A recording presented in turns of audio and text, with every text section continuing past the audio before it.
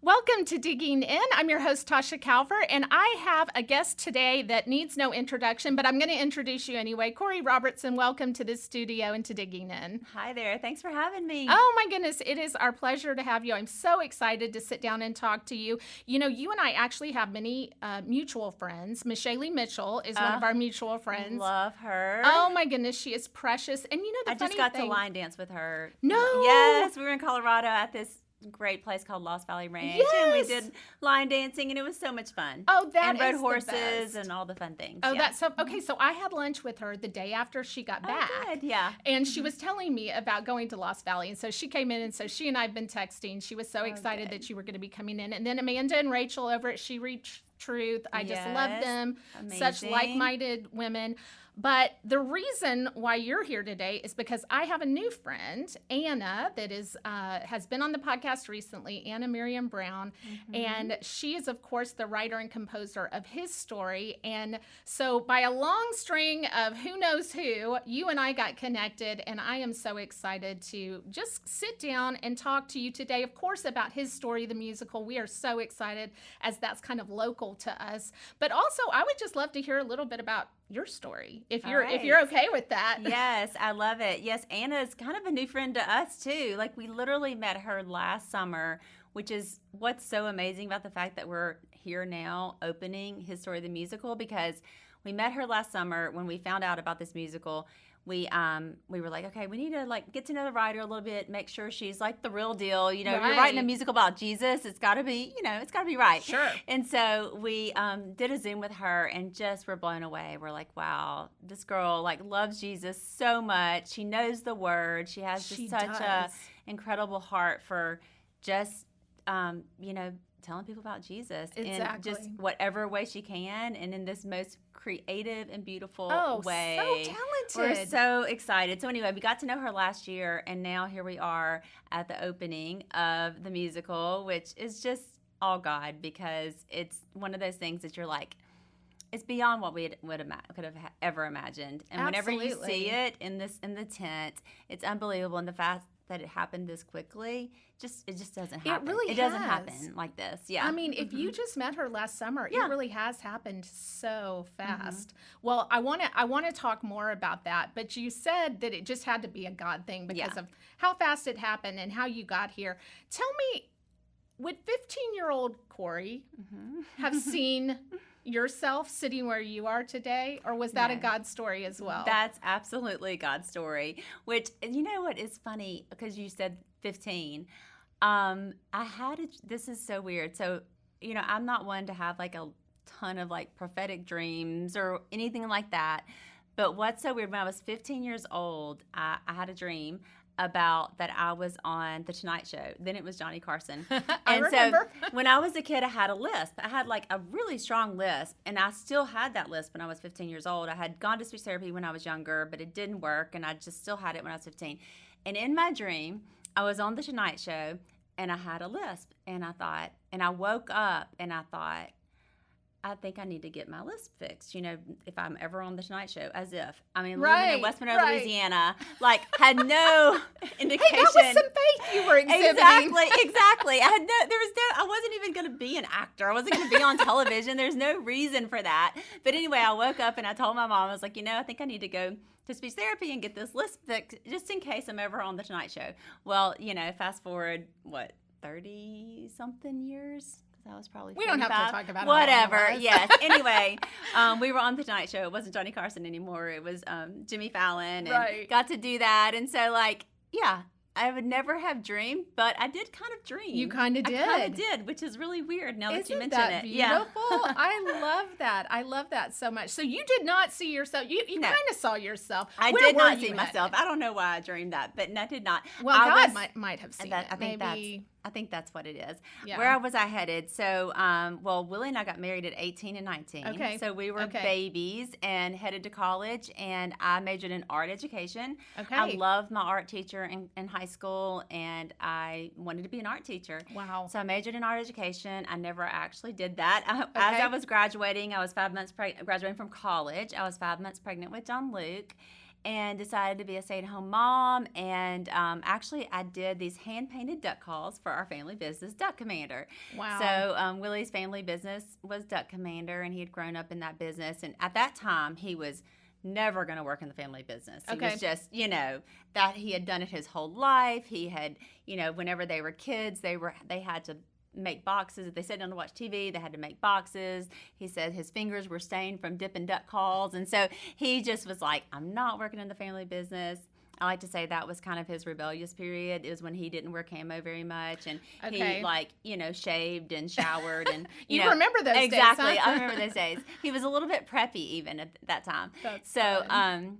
Anyway, so he was working at a Christian camp after college. He was working at a Christian youth camp, and I was doing these little limited edition hand painted duck calls just to kind of make a little extra money while the kids napped. And then we ended up going into ministry. Willie was the youth minister and college minister at our church, and I was a children's minister for several years, and loved that. And no real indication for what God had. That's in so store for crazy. us. I tell you what, if you stick with God long enough, you will go on some adventures. That's the truth. It's so interesting that you have a background in ministry, because my next question to you is going to be, I think most of our listeners would probably describe you just in short as a celebrity, a public figure. Do you see yourself as still in ministry? Yes, absolutely. I see you in ministry too, but Well, I wondered if that was how you would I describe think that's yourself. what we're all called to. Amen. We're all called to ministry. And, when we did start our show, Duck Dynasty, we started the show, I remember people asking us, well, are they going to let you talk about your faith? Are they going to show that y'all are Christians? And I remember saying to them, I was like, well, they can't get around it because it's who we are. It affects how we parent. Our faith affects everything about our life, how we are as a married couple, how we parent, how we are as our family, how we are as employees and employers, and how we are with our friends. And so to me, it was just like, well, it is who we are. Sure. And I think that is, what God has called us to. It's, it's not like a part of our life. Our faith isn't like a part of our life. Our faith is our life. Right. And so, I think, we're all in ministry. I completely agree. Another really interesting thing that that happened during the show so Sadie was 16, and she had her 16th birthday. Our daughter Sadie, who some of you may know if you, follow any of our family. Sure. She has gone on to have a podcast called Whoa, That's Good, and she writes blogs, and she speaks and writes books and does. And she's adorable. Aw, thank you. You're about to be, what, a two-time mom, yes, is that right? Yes, she's So due sweet. soon with her second little girl. But so she has a ministry that she has gone on to do since the show, since Duck Dynasty. But when she was 16 years old, my dad, we were having her big Sweet 16 party, and my dad pulled out this video of her from when she was little. And of course, she's so embarrassed because we're at her party, and he's like, I got to show everyone this video of Sadie when she's 5. But anyway, we start watching this video on the screen, and it's her preaching on our coffee table. Wow. And she was a little preacher, even at 5 years old. And she's just standing up there just a preaching, and she said, I don't care if you're a jail person or a policeman. God loves you. And she talks about going to heaven, and she does a little cheer. Let's give it up to God. Oh. And it's so cute. But then she says this, and this is what we all just blew us away, because this was the height of Duck Dynasty, the height that she was 16. She went on Dance with the Stars the next year. But so she's preaching on the coffee table, and she says in her little 5-year-old voice, she says, and I don't care if I get famous someday, I will not think about myself. I will remember God. Wow. And we were like, how in the world did little 5-year-old Sadie say that? The Lord had been putting those seeds in her, even it was from a young this age. proclamation that even if I get famous someday, I won't think about myself. I'm going to remember God. And we all just started bawling, because we were like, at the time that she said that, I was a children's minister. Willie was working at camp. There was no, indication she was going to get famous someday. But God, he prepared our steps every step of the way. Wow. Okay, so I want to ask you a couple of things about that, because you are, in fact, most of your family, even if they are not actively in public life, they kind of have a lot of eyes on them. And you guys really have, and I'm not just blowing smoke here, you have stewarded that so well. So obviously Sadie had that instilled in her from a young age, and I would say supernaturally, that the Lord had just prepared that. But there was obviously also just a part of how she was being raised, the home in which she had been entrusted to, that was being fostered. How do you make a determination, not having sought this platform that you have, how do you make a determination of the things that you put forward and the things that you hold private? I can remember Lisa Turkhurst telling me a couple of years ago, we were at a conference and we were speaking on stage and her daughter was there. And of course, she's had to endure so many very difficult things publicly. And she said, there's some things that we hold private and there's some things that we put forward. How have you made those calls? Yeah, that's a good question. I mean, thank you for saying that. I mean, it's absolutely true. Certainly have not done it perfectly by any stretch of the imagination, but we have, we really have done it all with a lot of prayer, on our knees. And I think whenever we first got asked the show, I think that was when it was for all of us, we were like, okay, this could be used for God's glory, or it could tear us apart, because that's what you see, on reality television or whatever. And so we just knew we had to go into it with a lot of prayer. And, we had family meetings where we talked about that. And we said, like, God, if this is not for your glory, then take it away. Don't let us have it. Don't do it. And close the doors. And we just continue to pray that for our family, is that, that we're walking in step with him, and that anything that's not in step with him, that he would just close the door. Right. And so as far as like vulnerability and what we share and everything, I think it's each person does it differently depending on, where they are. Sadie, for instance, she is my one that is like just really honest. I always say it's kind of her superpower, because she's so honest and vulnerable. She'll tell you the truth about what she's going through, which then allows someone to speak into her life, which is, I think, a really beautiful thing, because sometimes we actually hold things in that if we do share with somebody else, they can help us through it. Absolutely. And it takes the darts away from the enemy, exactly, doesn't it? Because there's no hidden things going on. So I'm a big advocate for just being real with people and telling the truth. But then there's another level of like celebrity or social media or whatever. And so I think I always tell people, it's like, I just think you find those really trusted voices, and that's who you tell everything to. You're just your real self to. And then, whenever you put yourself out there on social media or whatever, there are things you need to, hold close and hold tight, and make sure you're only allowing the right voices to speak into your life and those things. Right. Real quickly, tell us, God has used your show, your platform, your family. What are a couple of the ways that you have just continued to see God using you in in ministry? I think that what surprised us the most was the impact, the spiritual impact. A little show about our family that was literally really just kind of a funny show. It was very entertaining. We were just being goofy and funny, and just like, a show about just like our family business. But we put this little prayer at the end, and that there wasn't some grand scheme behind putting a prayer at the end. It was just we thought we had decided, okay, we're going to do a dinner every time at the end, because family dinner table is really important to our family, and we hunt, and so like we were like, oh, let's show like how it's a circle of life, how we live that way. And so we planned to have a dinner at the end, and then we said a prayer, because that's what we do. That was just natural for our family. It wasn't like a marketing plan. Right, it's authentic. And so we did it, and then the way God used that little just seed, and I think that's what I tell people. It's like, it doesn't have to be, it can be just a little seed that God can take and do incredible things with.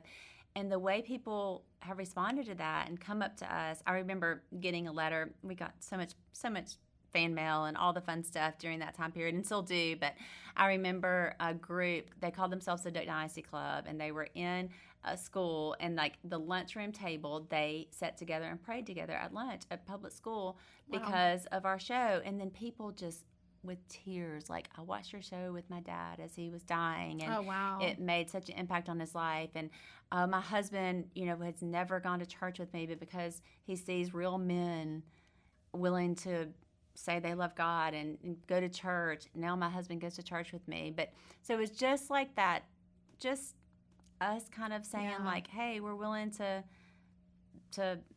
be in this space, and we're going to do what we do and have a prayer that what God did with it has been really miraculous. And it's not anything that we could have ever like predicted. Sure.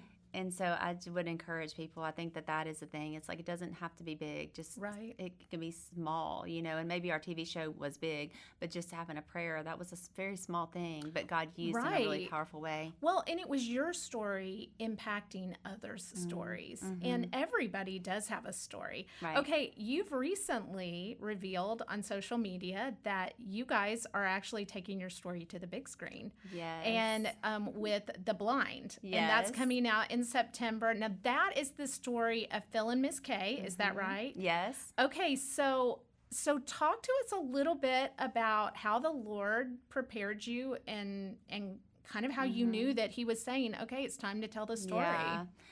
That's so cool because this year feels so big and monumental for us because like we said what a privilege it is, but first we get to tell His story, and that's with this musical. Like we get to just all out, just tell the story of Jesus, tell His story.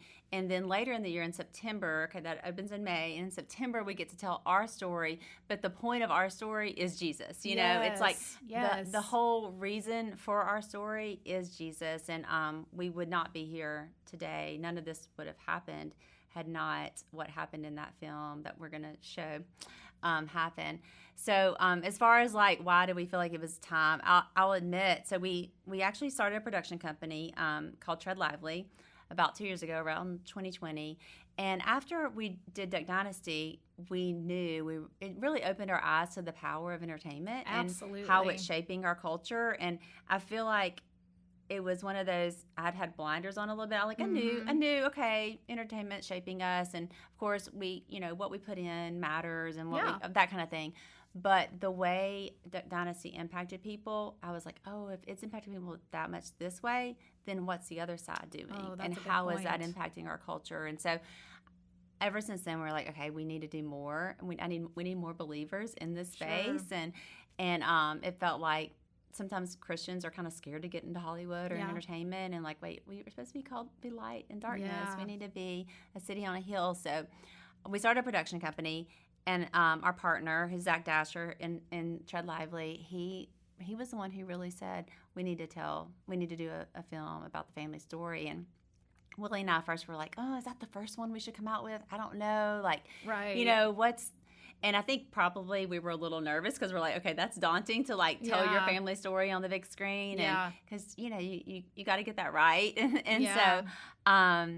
But he was like, no, that's it. This is the story we need to tell, and so we've been working on it about 2 years, and we're so proud. It's turned out it's beautiful and redemptive and hopeful and all the things that we kind of hoped it would be. We got to show our kids. And, we've shown a few people, and, we said, what's the message? Like, what do you think? What do you learn? It's like, there's nobody that's too far gone. Oh, man. Because that's the message of, you see Phil and Kay's life, and it was at this point where it should have been over. Like, their story should have been done. Like, Kay would have been, a single mom with these 3 boys. Jup would have never come along, and then Phil went on his own path and everything because it was just that broken. Yeah. And then Jesus came into their life and totally, totally changed it. Yeah. And so it totally changed our family story forever. Wow. And one of the really cool things, so during Duck Dynasty, our biggest episode, which still holds a record for the most watched unscripted show. Yes. And that's the episode where Phil and Kay renewed their vows. Oh, wow. And it was so powerful to us because it was this like coming back together to say like, oh, had Phil not actually repented in this moment and Kay not forgiven him, this would have never happened. Yeah. And so this story that we're telling through the movie's called The Blind. Right. And through the story that this movie is told is just so impactful for our family, but it's not just our family, it's every family, and right. it's the message that there's no one too far gone. Don't give up hope, because when Jesus comes into your life, it changes everything. Absolutely. I think of that verse in Revelation that just talks about we're going to be victorious by the blood of the Lamb and the word of our testimony. Yeah. And just that our story, what we can testify to, the goodness of God and what he's done in us, that is very redemptive. Do you think it's important for people, okay, well, you've got a production company and you've got a family that everybody knows, and God really did do something really big through your family. Do you think it's important for our listeners to tell their story? Is that important, and why? Yes, absolutely. I think that is that is what the power that we have, that God, he changes all of us. We all have that moment in our lives that we're like, oh, had it not been for Jesus, my path would have been totally different. My path for eternity. True. And so I think that, the power of your testimony, that's so true, and so it's powerful for people to hear. Mm-hmm. No, I think this has been such a wonderful conversation, because I do think stories are powerful. Do you have stories that when May is Mother's, so Mother's Day is coming up, do you have stories that in your family y'all sit around at the table and still talk about from when the kids were little and things like that? Is that alive and well even in your family dinner table? Oh, yeah. We love to tell stories. Our family, Willie always talks about even his family dinner table, which is what our show ended up showing, was he said always felt like you had to come with a good story if you were gonna tell it. Like, if you're gonna bring a story, you better be good. It better be, which probably adds to the fact that they all embellish their stories, but just a little bit, like Uncle Si says, his are like 95% truthful. So the Robertson family definitely embellishes the stories. There's definitely more. I suspect our listeners can relate to that. Yeah, in some sect, there's always a crazy aunt or uncle. That's somewhere. Right. Yeah. So our kids are the same way. They're so funny. Like, John Luke will start telling a story and say, "It's like, that's not how it went," and then Bella's like, "What? We didn't do that." It's so funny. But yes, we love the family stories. The other day, actually, we were doing these little just question and answers, just fun question and answers, and one of them said, is there a time in your life that you could go back, or a time in history you could go back and be like a fly on the wall? And Sadie's answer surprised me. It was so funny. She said, whenever Dad asked to Mama and to Papa, which are my parents, when Dad asked to Mama and to Papa to marry my mom, and that it's so would be funny fun. Because we tell that story quite a bit, because my parents were like, I was 17. Well, I was going to say, you were so young. I was so young. And I had never, argued with my parents. My parents are just amazing. We just, I wasn't like this rebellious child at all. But all of a sudden at 17, I'm like, I'm getting married, and I'm not going to college that I said I was going to go to, that I have a scholarship to, and everything in my life is going to change all of a sudden. My. And my parents were not so happy about that at the moment, as you can imagine. And so there was this moment when Willie goes over to talk to them, and they had some heated words about Indeed. it, which my parents my parents don't yell. They're just not that type of people. So my kids just think that's so crazy that they were like that. Willie was living with his older brother Alan at the time, and so the story goes, Alan heard it because it got loud in there, and opens the door thinking the TV's on, and then's like, oh, okay, and then shuts the door. So our kids just think it's hilarious that, can you imagine, Willie's 18 years old arguing with my parents over getting married. And anyway, thankfully, he won. Thankfully, he won. He prevailed. That's right, he did. And they actually left that argument, and I'll never forget, because I was away at college at the time. I had gone for a first semester, and he was back home, and so they left that argument. Willie calls me on the dorm phone and says, it did not go well. I don't know. We had this big fight. It was terrible. And so I'm on the college dorm phone. This is back when we had landlines. Oh, I remember. I think you and I are about the same age. And so my parents, then I get a beep in. What do you call it whenever they used to call waiting. Call waiting. Yes, I get a call waiting ding. And I'm like, oh no, I think that's them. I got to hang up. So I went over and I was like, hello. And they said, if this is your decision, we'll support you no matter what. And I was like, oh, okay. So then I called Willie back. I'm like, all right, we're in, we're good. We're going to get married, funny. And then on the way to the wedding, my dad actually told Willie, he's like, look, said what I said. I felt like I needed to do. She's my oldest daughter, but we support you 100%, and they've been amazing. But that moment, so when Sadie said that, she was like, I would have loved to have been a fly on the wall to see that. I think we all would after hearing that story, Korie. That's funny.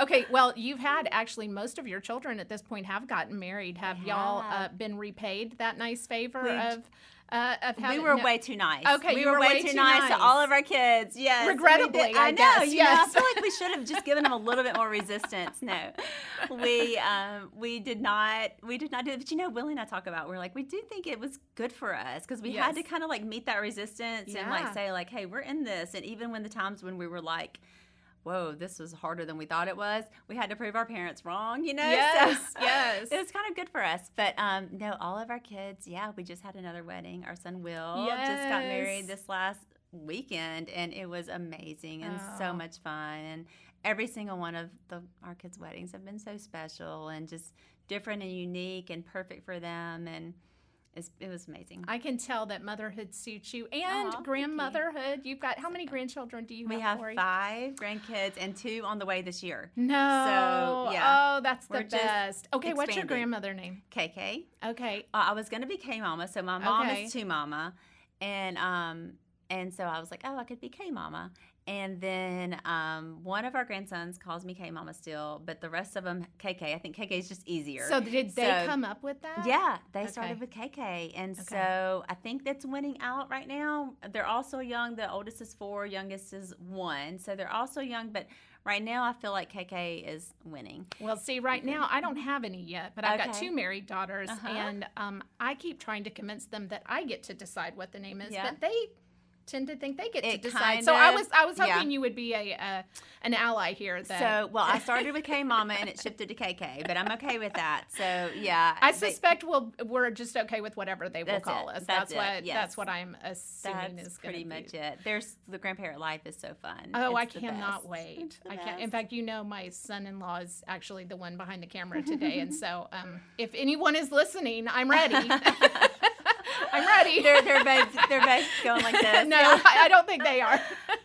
Well, Korie, I really have enjoyed this conversation. I want to be respectful of your time. I want us to end today by talking a little bit about how our listeners can connect with his story and with all that y'all are doing here. But the last question we always ask our guests is where you are digging into Scripture and maybe just one thing that God is teaching you. We want to be very Bible-based here. We know that we don't have the answers to anything, and those are found in Scripture. And so where are you digging in right now? I love that so much. So, this year, my word, I always kind of choose a word for the year. And this year, my word has been presence, as in like the presence of God. And I've just felt like I really, a couple of years ago, my word was present. And I wanted to be like really present with the people that I'm with and everything. And then this year, I just felt impressed upon for presence. And that's God's presence. And just kind of that just acknowledgement that He is with us everywhere we go and in everything. And He's with us and in us and before us and behind us and beside us. And so true. I just keep getting this visual of like, I just want, my steps to be directly like on his steps, I don't want to venture off. I just want to be right there with His presence. And so that's really, I think, has been my focus this year. And I was thinking about the scripture in Hebrews 10. I actually brought it because I wanted to read it to you guys because I just think it's so beautiful. And this has kind of been my meditation this year, and it's Hebrews 10:19, and it says, "And so, dear brothers and sisters, we can boldly enter heaven's most holy place because of the blood of Jesus. By His death, Jesus opened a new and life-giving way through the curtain into the most holy place. And since we have a great high priest who rules over God's house, let us go right into the presence of God with sincere hearts, fully trusting Him." And I just love that. It's like we can enter boldly into heaven's presence. And so I just, that's kind of been my word and my thought for the year and my focus. And it's been really sweet. That is beautiful. I know our listeners are going to have been encouraged by your story and by your walk with the Lord and your faithfulness and His faithfulness to you and to your family. Yes. And that's, of course, available to all of us in Christ. And so what a beautiful testimony. Thank you. What for our listeners that are local, and even if you're not, I mean, Yeah. I would say No, this you need to make a trip. You need to make a Yes. trip. Mhm. Absolutely. Yes. Absolutely. His story is going to be incredible. I've been following it, and the tent. I mean, we were talking about this beforehand. It's the unbelievable. Tent. If you haven't even Yeah. seen Grandscape, everything about Yes. this is going to be top notch. What is the thing you are most looking forward to coming alive on this stage? Do you have a favorite song? Do you have? Oh my goodness. My favorite song changes like, every time I listen, I'm like, okay, this is my favorite, Yeah. But they're all so good. I mean, I think that, so I've seen, of course, lots of pieces of it and Sure. rehearsal and all that. But when it comes together on the stage and the tent is like in the 360 and everything, there's like projections all up on top of it. So I think just being immersed in that space is just going to be amazing. And I would say that, like, I think, as people think about, you go to New York to see a Broadway play or whatever, like, this is the new destination. Like, come to Dallas. Absolutely. Dallas is so easy to get to. Everyone has direct flights or drive-in or whatever. And Grandscape, where it is so much fun. We were talking about that earlier, too. Oh, yeah. There's so much to do there. There's shopping. It's kind of like a downtown Disney or whatever. It really There's is. so much to do. So it's worth a weekend trip to come or drive in and Girls get a weekend, group from your church group, your youth group, yes. and it's also all ages. It's Yeah. definitely something that you can come with your family too. Oh yeah, my 10-year-old is coming. My married Yes. kids are coming. All of them. Yes. Yeah, it's going to be great. Yeah. It's So gonna it's be great. hisstorythemusical.com is where Yes. you can find details about it and get tickets. And Ticketmaster has tickets as well.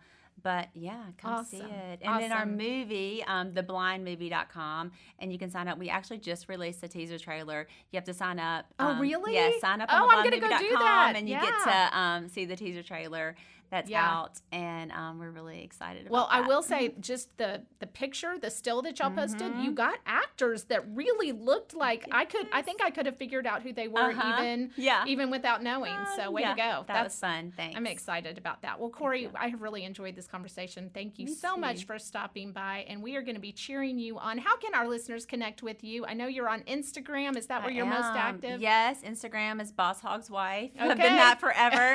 And then Facebook is just Korie Robertson. And Okay, great. Well, I would encourage our listeners to go and follow you, and really anybody in your family, and just be encouraged by your faithfulness and your walk with the Lord. So until next time, listeners, I encourage you to keep digging in, because it's worth it. All right. Thanks so much. We good?